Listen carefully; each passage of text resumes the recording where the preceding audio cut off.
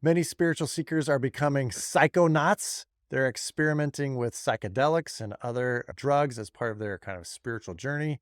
But will that trip lead them where they think it will? Today, we're talking about psychedelics, transcendence, and Jesus. I'm Jeff Holsclaw, and this is the Attaching to God podcast brought to you by Embodied Faith. And today, I'm really excited to have Ashley Lande on. She is a writer and artist living in rural Kansas. I don't know if I've had anyone on the show from Kansas. I'll have to check my records, but she and her husband have 4 children, and she is the author of the memoir, The Things, let me get it right, The Thing That Would Make Everything Okay Forever. Transcendence, Psychedelics, and Jesus Christ. That's a great cover. It's a great book. It's written as a memoir. But thank you for being on with us today. Yeah, thank you so much for having me. I'm happy to be here. So I don't remember how I heard about you. It's probably on back when it was called Twitter. Now it's called X. Yeah. Someone talking about something, and I saw some of the stuff you were working on, or maybe it was in some of the journals or magazines that you've written in. But I was like, oh, I got to get Ashley on the podcast when her book comes out. And then I totally missed it. Like Yeah. the book came out, I think you said in October. Hello. And then I saw it. I think, oh, you know what? It was like at the end of the year book awards and people talking about it. I was like, oh, So, her book came out and I missed yeah. it. So then I reached out to you. So I'm so glad that you could be on. But let's just start off with that title, because you bring it up throughout the book as Yeah. naming that thing. So your title is That Thing That Would, and I'm trying to say urgently, like I think you mean it, the thing that would make everything okay forever. What are the different, what is that getting at? What was the different kind of journey that you were on? What were you looking for? And you can go all the way back or start wherever you want on this journey. Sure. And it's actually an interesting story behind that title. The working title I had was something totally different. It was a phrase from a Bob Dylan song, Outside the Gates of Eden. Mm. And it was actually my editor and his team, the editorial team, that he came back when I was in the middle of writing and he said, hey, we've been discussing the title, and Outside the Gates of Eden is, so a lot of people might not know the reference. And also there are several other books that have similar titles. And I don't know, he didn't mention this, but I don't think Bob Dylan would care, but I don't know if there'd be a copyright issue or anything. But So, he said, what about, you use this phrase several times throughout your book. What if we make the title The Thing That Would Make Everything Okay Forever? And it was just like a revelation. I said, that's perfect. That's absolutely perfect. And it's interesting. It was a phrase that I used a lot back then, back when I was taking psychedelics all the time in my early and mid 20s. It was, to me, it just embodies what I was searching for through psychedelics, what the human heart longs for. And it's interesting there. I try not to read too many reviews just because I'm too sensitive. It is, when you write a memoir, it is and I'm sure any writer, artist, creator is attached to their creation, and you hate to see it torn down by people, which fortunately has not really happened, but it is deeply personal. But anyway, there was someone who wrote an otherwise positive review on Amazon who said something about, I'm afraid I thought this was really strange language. Ashley is making the same kind of idol out of Jesus Christ that she made out of psychedelics and posturing Jesus as the thing that would make everything okay forever. And I thought that was an odd criticism, but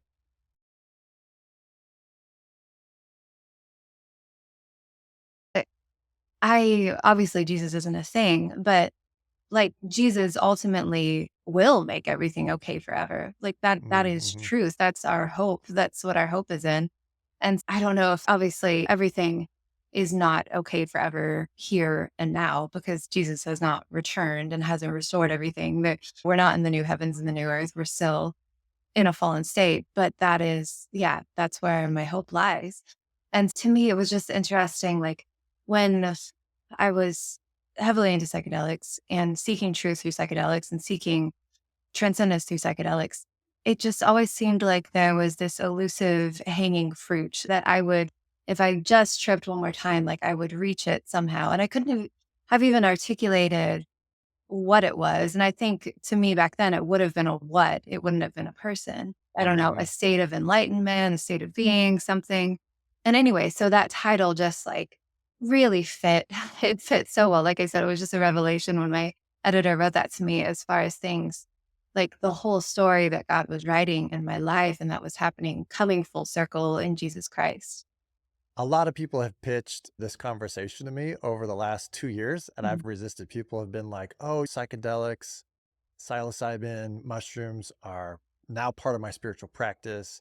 And I know this is a lot of people are experimenting or wondering about these things. And I've resisted because I've always been like, I think you're a little too early on your journey to then speak into, not you, but like the people who are pitching me.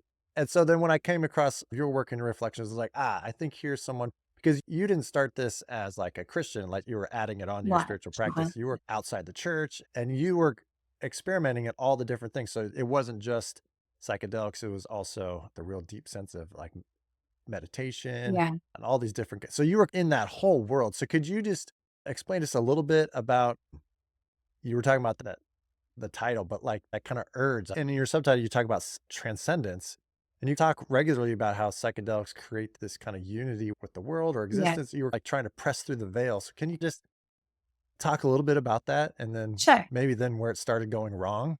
Yes. Yeah. And I think you hit the nail on the head with people being really early in their trajectory with psychedelics. Psychedelics tend to create acolytes, they tend to create enthusiasts if you have a good experience initially. Some people have a bad trip right off the bat, they're done. I've known people and I've heard of people who've been so damaged by an initial experience that they never go back. But yeah, it tends to create, and for me, I was in love right away with psychedelics. Like I was an enthusiast right off the bat. I was evangelical about psychedelics. Like I was preaching to people about how wonderful psychedelics were. And if everyone could just take psychedelics, it would change the world. Mhm. And I remember there was this really disillusioning moment. There are many disillusioning moments along the way, but mm, and it's rather disillusioning to read the history of psychedelics and read about people using them in the 60s. And like I said, that trajectory of use, there's this enthusiasm. And I quote a lot in my book. There's this really, I don't know, I recommend it with some content warnings. This memoir from fictionalized memoir from that was written in I think 72 called Be Not Content by William J. Craddock. And unfortunately, Mhm. he doesn't come to Christian conclusions at the end of his book, but it just displays that trajectory really well of there's so much promise in the beginning. It seems like there's so much potential for wonderful things to happen, for lives to be transformed through psychedelics. And then slowly over time, there's this disillusionment with Mhm. really negative, scary experiences toward the end. And like I said, unfortunately, his memoir is a little nihilistic and he doesn't come to Christian conclusions, but really good at showing that trajectory. And I feel like I'm totally getting off track. I'm going to blame it on pregnancy brain. I also like to say I lose my train of thought because I did so many drugs. But what No, was that's okay. the core of your So question that you asked before I started talking? no, you were right in it. I Okay. For the psychedelics, because you mentioned this quite a bit, it's not like other drugs. Yeah. And it's and not and you did wrestle throughout the early parts of the book being like, I'm not really an addict and things like that. Right. And that's part of the mythos, I think, a little bit. Could you speak into that a little bit for the people who either don't understand how people make some of these distinctions? For you, it felt like going back to the way the nature's drug instead of these Right. manufactured ones and things like that. Yeah. Could you fill that out just a little bit? Just those thought processes and how you would, Sure. Yeah. Yeah. or how others do. And that's really at the center of psychedelic culture. Although there is a lot of polydrug abuse within psychedelic culture. I knew people who used all kinds of things, but there was this kind of delusion that you could keep going that, well, you're using psychedelics in the pursuit of enlightenment. You're using psychedelics in the pursuit of transcendence, in the pursuit of transformation and becoming a better person, Mhm. becoming a more loving person, reaching, yeah, some kind of state of enlightenment. So there is very much this quote unquote psychedelic exceptionalism when it comes to the idea of using a substance. And I've seen that even among some Christians who have experimented with psychedelics. It's not the same as heroin or cocaine. And in a sense, that's true. Psychedelics don't have the physiologically addictive quality that something that's just dumping dopamine into your brain with Mhm. other opioids, something like that. But it's subtle. And in a way, it's just as insidious, I think, because and I might have written this in the book, I can't remember, but I feel like And I would have paid a lot of lip service back when I was using psychedelics to quote unquote God. Of course, I couldn't have defined who that God was. And if someone started talking to me about Jesus, I didn't want to hear any of it. But God became a reality or a state of mind, a state of transcendence, a state of being high to be Mhm. accessed. Like, it's not like I was in submission to this God at all.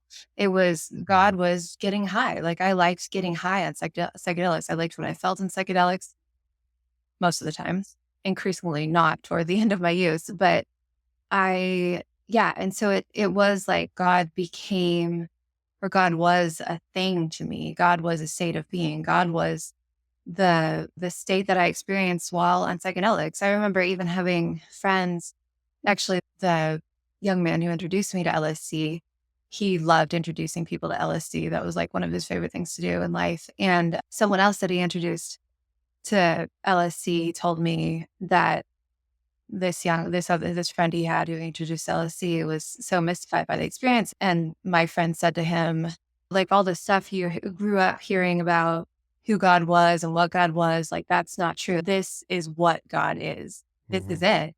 And that was totally the attitude that I embraced as well. Like this, but Mm. the problem, obviously, so many problems with that. But once that LSD essentially became my God, that God was not trustworthy. Like, I would have these mind-blowingly transcendent experiences, and then I would also have incredibly hellish nightmarish experiences that were pretty traumatic, that would sometimes take weeks, if not months, to rebound from and Wow. try to. There's a lot of talk too in the psychedelic therapy world about quote unquote integration. And people will say there's no such thing as a bad trip. And if you have a bad trip, it's just revealing things that are within you, which I think is such a, I know gaslighting is an abused term too contemporarily, but that truly is gaslighting. But yes, there is such a thing as a bad trip. And it Okay. can be incredibly traumatizing. And some people don't psychologically come back from it. And yeah, I still Yeah. wonder I've always had problems with anxiety since I was a child. That's just always been a struggle that I've had. But I do often wonder if those struggles were exacerbated and possibly greatly exacerbated by using psychedelics, which is terribly ironic Mm. Mhm. because that's one of the conditions, anxiety, depression, these things that psychedelic therapy is being offered as a remedy for. And I think I think it's really dangerous because it can go so many different ways. It's unpredictable. Psychedelics are wildly unpredictable. And going back to the thing about trajectory, I think a lot about even people you might have heard of Terrence McKenna. He's like a huge figure in the psychedelic world. He's been passed away for, gosh, a couple decades now, I think. But he's someone who's quoted a lot. Joe Rogan loves him. Just a really, probably on the same stature as Timothy Leary, if not even greater in the psychedelic world, psychedelic theory and philosophy world. And even he was absolutely evangelistic about mushrooms in particular. And I read an article several years ago. I was shocked by it. He apparently had a really nightmarish trip Mm. toward the end of his life where he was totally inconsolable, really bad trip. And he felt like the mushroom had betrayed him.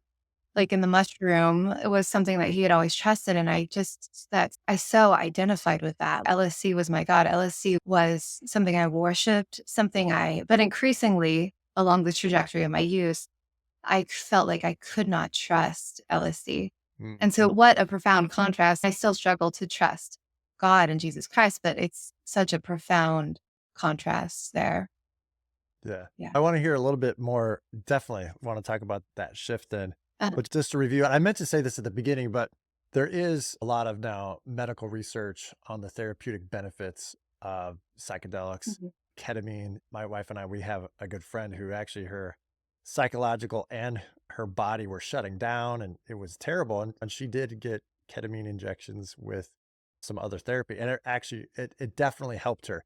But which is and ketamine and psychedelics are actually doing very different things. Yeah. But we're not talking about that precise kind of conversation about that, the pros and cons of that.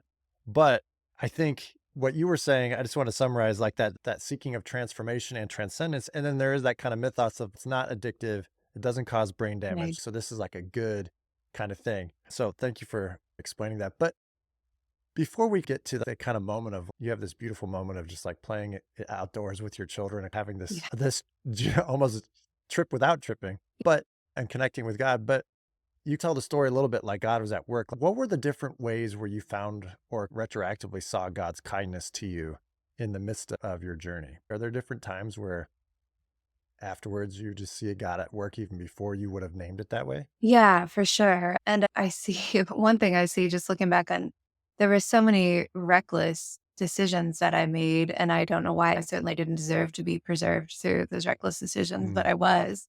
And I definitely look at that as God's hand. And I remember in particular, there was one night I was tripping by myself and I was probably 22, 23, and I had gotten into a habit of tripping primarily by myself. I would do it with different friends sometimes, but I just remember sitting there one night and I was super high, like crazy visuals, like mandalas and geometric lattices overlapping and falling into one another and everything that I loved and enjoyed. And I remember all of a sudden just feeling this wave of profound loneliness. Yeah, I was having what I thought at the time was this incredibly transcendent experience. I thought that I was hurtling towards some kind of ultimate truth about the universe, about reality, about myself, about others. Yeah, about the nature of reality. Yet I was incredibly lonely. I had Hmm. increasingly alienated some friends that I had. I had built my own world around my psychedelic experiences, and that world was pretty unintelligible to other people.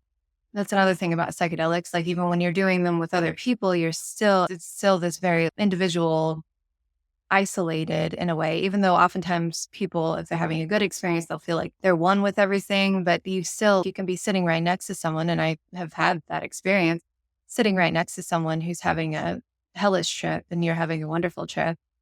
And so Yeah. there was that moment when I felt that profound wave of loneliness that I heard, and I don't know if I could claim that it was an audible voice, but heard, you don't have to keep doing this to yourself.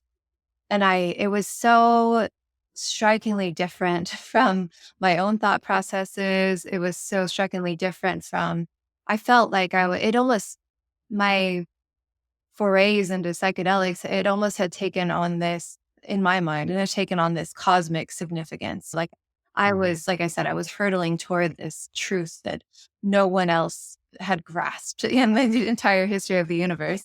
And so I felt, of course, I have to keep going. I'm on a mission. And so to hear that, it just so distinctly came from outside myself. It's not a thought that would have risen organically from my own mind. And so I look back on that and it was so kind and tender. And I look back on that and I definitely think of that as God's hand, as God's voice. And I didn't quit, but I remember I broke down crying in that moment. And like I said, it just felt so kind and tender and merciful.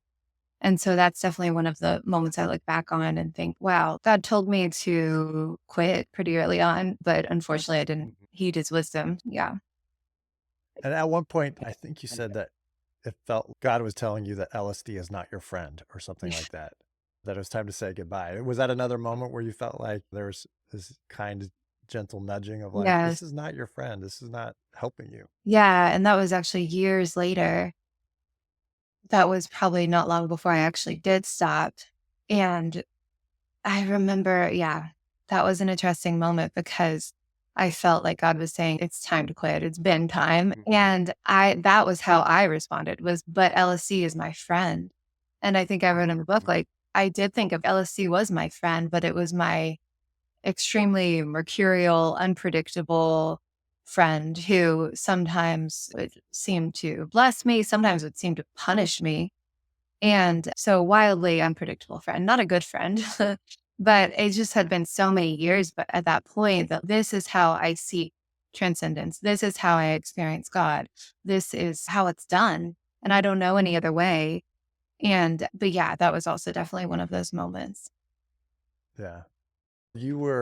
As you were getting closer in a sense to following Jesus, like you're in the orbit of the church a little Yeah. bit through your husband, who was on a spiritual journey too. Mhm. And it sounds like there was a tug between like living in control and living out of control. You talked about like how, on the one hand, tripping was a way to connect with transcendence, but you said you were like still in control of it. Right. And it would and that God was scary in a sense because you couldn't control God. Could you talk a little bit about that pull Yeah. and that struggle? Yeah.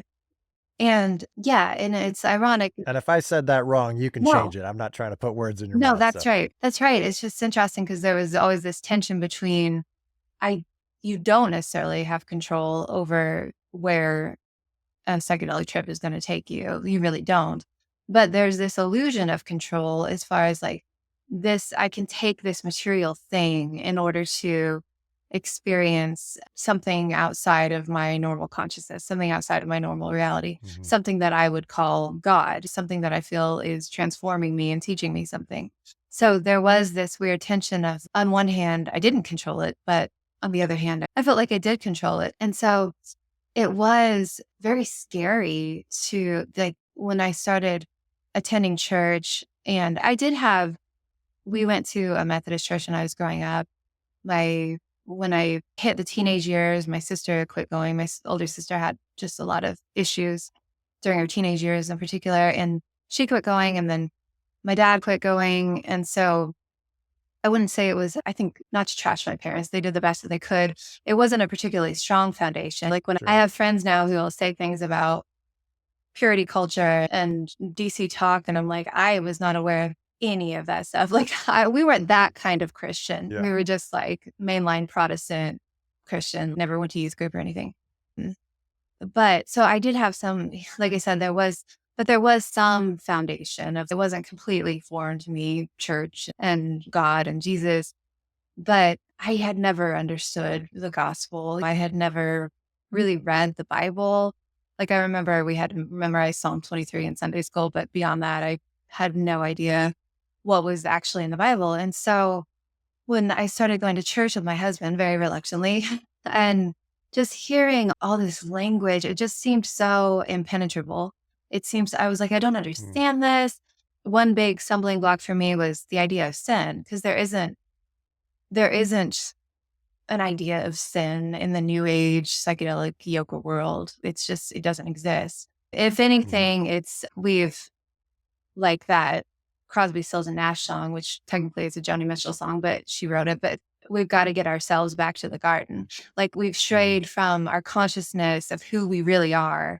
And we've got to return to that. We got to remember who we really are and that we're perfect and whole. And we've got to get ourselves back to the garden. It's not like we need a savior. It's like we are working toward enlightenment ourselves. And so on one hand, though, I was at such a point, and that was another huge struggle and point of tension. Like I was at such a point of desperation at that point. I felt like mhm, mhm, my grand quest on psychedelics had failed. I was tired of yoga. I was tired of meditating. I was tired of trying to save myself. Like I was really tired mhm, of it. Very weary. But like I said, all this language about sin, I was like, I don't understand this. Even though I could feel the heaviness and the burden of being unable to save myself and feeling like I was broken and the world was broken. And there was no amount of positive thinking or telling myself, oh, it's all just yin yang and light and darkness, and you need the darkness for the light. And no amount of that new age Eastern mysticism rationalized was working anymore. I was like, no, the world is messed up. I am messed mhm, up. mhm. But like I said, that language was just I still felt like I can't get in here. Like I can't. And part Right. of the problem too was that I still had this idea of, I guess you could call it perennial philosophy. All religions lead to the same place. Like they're all just like a lens through which we view the same journey and the same destination. Mhm, And so I was still working from that framework. And Jesus was not having that, obviously, like, so there was that moment that I wrote about in the book on the front porch where I felt like the understanding of the gospel came to me as a gift, really. There again, it was like mm, something external, like I couldn't grasp it on my own. I couldn't. intellectually understand it as on my own. And it came to me as a gift, and it was beautiful and humbling. But it was also such a profound relief, like such a profound relief. When I was, and then I want to get to your kind of then story then of how that changed or conversion or however you say it. But when I was reading your story and the things you were talking about and referring to as the psychedelic, I was thinking of St. Augustine and how he, on his journey, he had encountered these people, the Neoplatonists, who had these rich kind of practices and meditation and the goal of becoming one. And throughout the process, he came to this place of they have the right truth, but they don't have the proper way. Oh, yeah. And I was feeling like the same thing, like those urges and the seeking is not wrong. And that longing to be connected is right, but the path is not the way. And Augustine was referring to Jesus as the way, the truth, and the life. We don't just need the truth, we actually need the proper way. And while you were talking, or when I was reading, I just had that sense. But could you then talk about how did you make that change? How did from the mystery of psychedelics, because Christ is just as mysterious in one sense, but what was different? Yeah. So I had this, and sorry, was that in Confessions that you wrote that? Yeah, that was in Okay. Confessions. I don't Because remember which book, but I need to reread that. I read it. I was always just so intimidated by Augustine. I still say it for wrong when I sure. say Augustine's, and I'm like, I'm never Oh no, right. this is for you and for every listener. You can say it both ways. Don't let any Okay. snooty academic say that there's a right way. It's you can say Augustine and you can say Augustine. Oh, They're that's such a relief. Okay. Because I'm yeah, like, you're not no. doing it wrong. Nobody's doing it wrong except for the person who's telling you that it's wrong. Because when you get a word or a name in your head one way, Yes. so hard to change it. And I'm like, okay, Augustine. I was always intimidated. And then I was like, I'm going to try reading that a few years ago. And I was like, oh, this is not like a dense academic thing at all. This is really accessible and really touching and really beautiful. Mhm. But yeah, I need to go back and read it again. But yeah, so there were several things that were converging at the same time. Like I said, I was at this point of desperation where I felt like psychedelics had not worked, like they had not delivered on the promises that they seemed to offer in the beginning. And the more I tried to, and I was also at a point where I felt like I couldn't really have a good trip anymore. Like those initial experiences where it felt like my mind was being blown and everything Mhm. was turned upside down, and which is good and bad. But I wasn't having those experiences anymore. And I Mhm. just felt like I was treading the same rut over and over again. And I was becoming disillusioned, especially once big thing that changes the birth of our first child, our son. Mhm.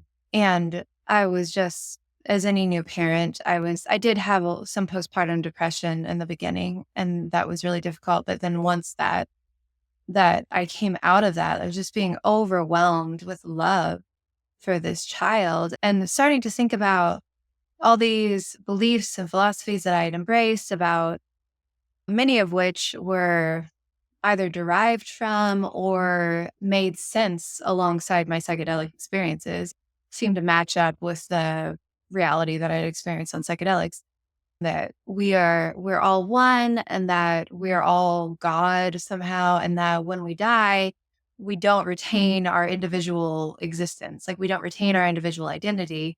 And actually that's the goal of enlightenment, is losing our individual identity. And we're just reabsorbed back into this oceanic consciousness, into the all. And I the look at my child, this child that I love so much, and who was completely an individual. And Mhm. when you have a baby, you're just, you know how it is, you're just in love with every little thing about them.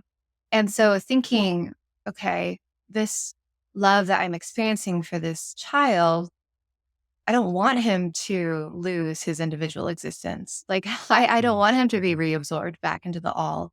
I don't want his individual existence to be obliterated. Isn't there some way that this can last forever? Isn't there some way that what is truly good can last forever? And it Mhm. didn't feel like that anymore with those theories. It didn't feel like being reabsorbed into the all was a good thing. And so that was a huge change, just weighing this new reality that I was experiencing with my love for my child with the philosophies that I embraced. And another thing that happened, my husband wanting to go to church, which was shocking. And I really resisted really hard for quite a while.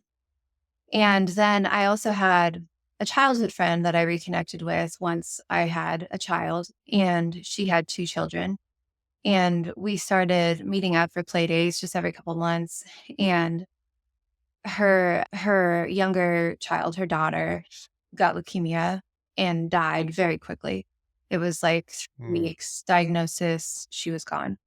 And my friend would try to talk to me about the Bible and about Jesus, and I'd just be like, whatever, in my head.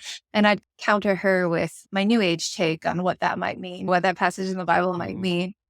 But then once Joella died, and I was actually newly pregnant with my daughter.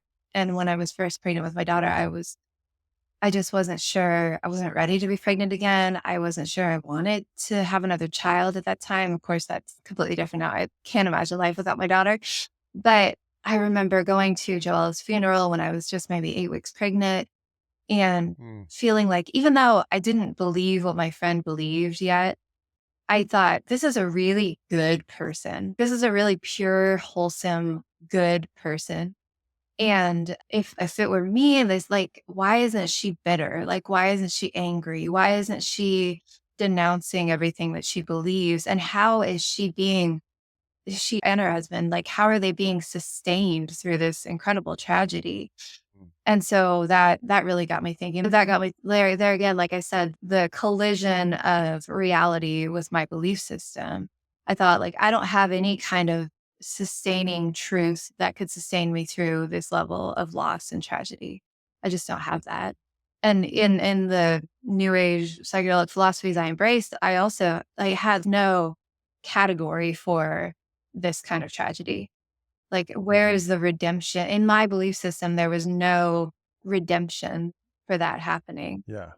And And you talk a little bit about how you're like, at one point, I just realized like the reincarnation train, yeah, as well as the kind of transcendence to the non, I forget the non all, just the union, right. uh, Yeah, yeah, and the destruction of the person. It's like that doesn't really take tragedy seriously. right. And No, there's also not an answer for the tragedy. right, That's what I find so unique about the Christian story and faith in Christ. And is that, like you were talking about your children, like there's a place like God, within the Bible and creation, there's this overflowing gift of creation that's different than God, but is still seeking to be connected with God. And that, like what you were saying with your children, like I want to celebrate that they can be in union with God through the Spirit in Christ, but they're also always going to be themselves. right. And Yeah, that's not what is part of these other kind of transcendent stories. And that's just so beautiful. That was part of your like, oh, I want my children to always be themselves, as yeah. well as can we take tragedy seriously without just saying something like suffering is just in you as your state of mind that It's just an illusion, and um it's just yeah, yeah, but yeah, and as you said right at the beginning, Christ is making all things okay, but that doesn't mean they are now. Could you just walk us through just that kind of end? Because it was such a great moment of like how it is well got thrown into a playlist and then it like showed up that you forgot as just that was very like Augustine kind of hearing kids in his story. He was in this dejected kind of time and he was grappling with God and then he heard children singing like oh, I do across the remember that way part. Yeah, a yeah. certain song No, and it reminded him of scripture and he picked it up and that was but it's very similar to what you just said. Not now you're probably feeling intimidated. Oh, Jeff keeps bringing up Augustine, but yeah. could you just walk us through that story about it as well? Because it was connected to the death of Yeah, that child. And yeah. Yeah, so my friend I might have heard it as well growing up, but I didn't remember it. And so my friend Carrie, who was the mother of Joella, who passed away from leukemia, she and I kept emailing just here and there after Joella had passed away. And she told me that the song, the hymn, It Is Well, had really ministered to her and her husband in the wake of Joella's death. And they had actually, before he plays guitar and she sings, they had performed it in front of their church. And so I thought, that's interesting. And she encouraged me to listen to it. And I thought, okay. And so like I said, you mentioned I put it on a playlist and then I forgot about it. I didn't listen to it in the moment after read that email.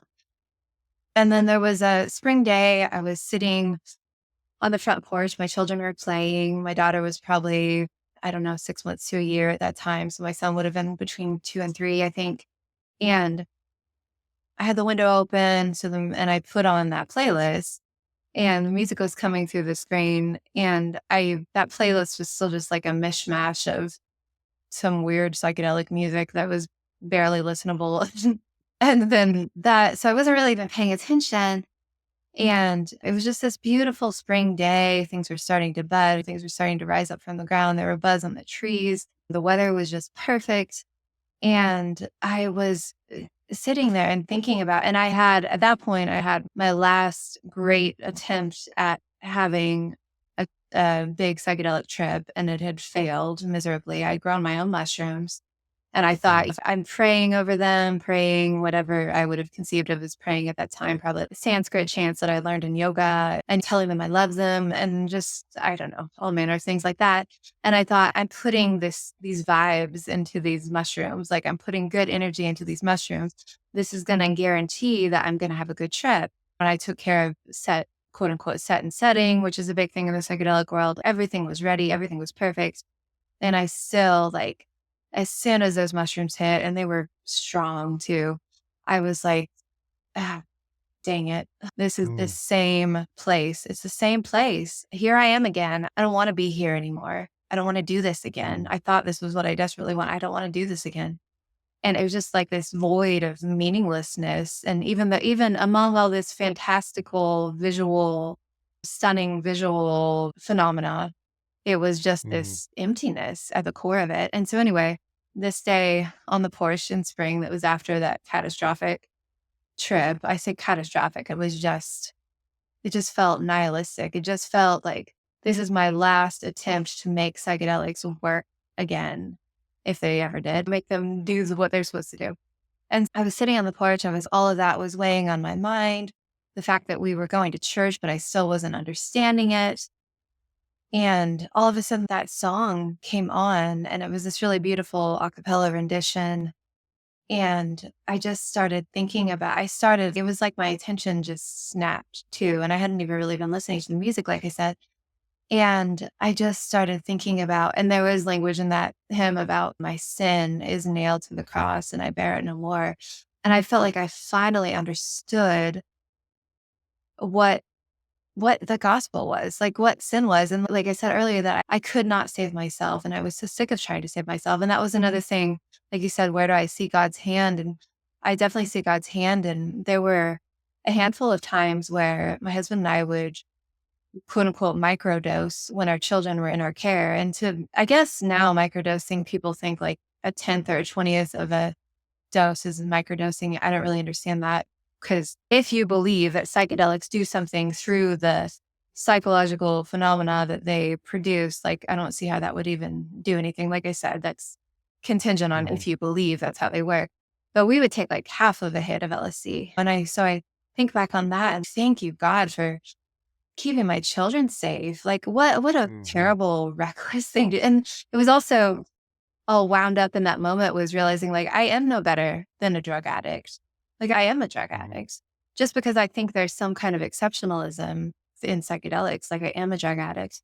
And so it was just this, and I started weeping. It was just this beautiful moment where, like I said, I felt like the gospel pierced my heart, like, and the beauty of Jesus Christ and who he was. I had been wrestling for a while because I had started reading the gospels, and I was just like, who is this guy? It was just so startling because, like I said, when I was growing up, yes, we would go to church, and I'm grateful that I did have some kind of foundation, but I never actually read the Bible. So to actually read what he mhm, said I don't even know how to describe. Fortunately, many other people have done so much more adequately. But when you first encounter Jesus Christ in the Gospels, he's so attractive and mysterious and confounding. And I could not shoehorn him into any of my already existing categories. I couldn't shoehorn him into my pantheon of gods of, oh, all these people are manifestations of God.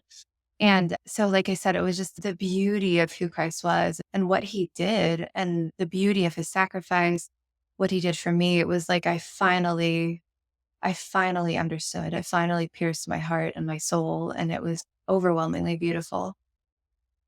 thank you for sharing that. Yeah. That's so great that all of us have this seeking to maybe run away from our own brokenness and the brokenness of the world, and we can wrap it up in a quest for transcendence. And but then when you just said, yeah, this is who I am, and Jesus still loves me, and he's Yeah. still taking care of it, and the sin is wiped away, and you can be made clean, and that's true for all of us. Yeah. I love that. Thank you so much.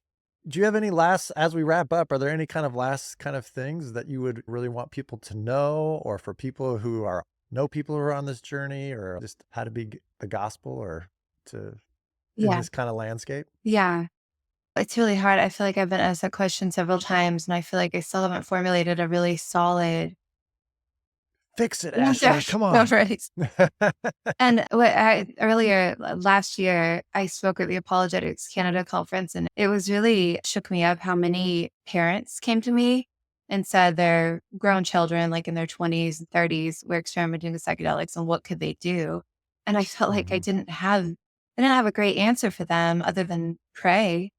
But I Yeah. think it's difficult because I think when someone first starts doing psychedelics, they feel like they've discovered this really novel, amazing thing. And Hmm. but when you start, like I said, there were so many disillusioning moments for me. And I think at the beginning, I would not have listened to someone who cautioned me who had never done psychedelics.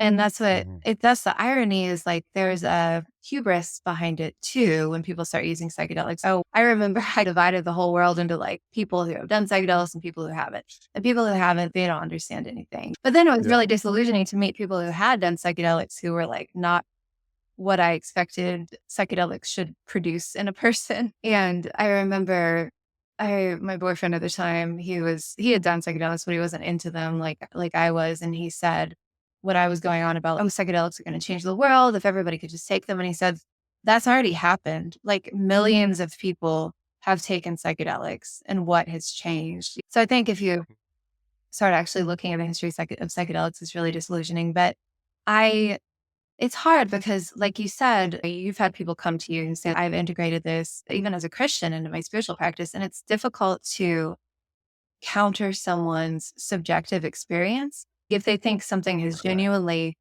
enhanced their life, made them better, transformed them in some positive way, it's hard to say, no, no, it hasn't.